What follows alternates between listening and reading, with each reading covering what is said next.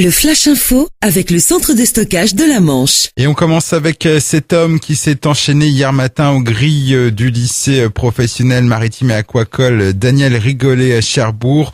En cause l'exclusion de son fils étudiant en formation pêche dans l'établissement. Il dénonce notamment les méthodes employées par le corps enseignant. En signe de soutien, une cinquantaine de lycéens se sont réunis autour de lui. De son côté, la direction de l'établissement considère que ces accusations ne sont pas cohérentes. Justice, il avait proféré des menaces de mort à l'encontre des forces de l'ordre en avril dernier au Mont-Saint-Michel. Une histoire qui avait fait beaucoup de bruit dans un contexte d'attentat terroriste tendu. Le site touristique avait même dû être évacué. Le suspect de 36 ans a été jugé hier devant le tribunal correctionnel de Coutances. Il a été condamné à 3 ans de contrainte pénale pour provocation non suivie des faits au crime et une amende de 350 € pour injure publique.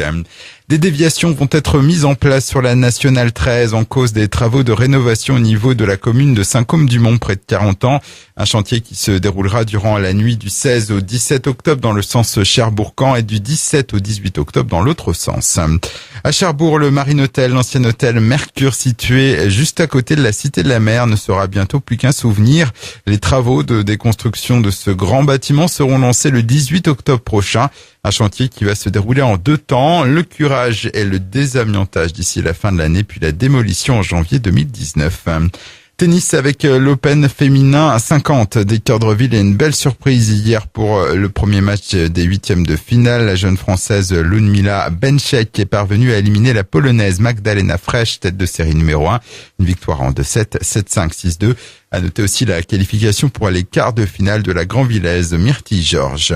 Et puis à la Cité de la Mer, alors que le pavillon des expositions est en travaux pour rénovation, une nouvelle exposition temporaire vient d'être mise en place. L'exposition Tara, consacrée à la fondation du même nom et qui, depuis 2004, sillonne les mers afin d'en étudier les espèces. Des recherches qui sont présentées au grand public à la Cité de la Mer jusqu'en mars prochain. Le Flash Info vous a été présenté par Landra, centre de stockage de la Manche à Digueulville. Pour en savoir plus et visiter notre centre, 0810 120 172, coup d'un appel local.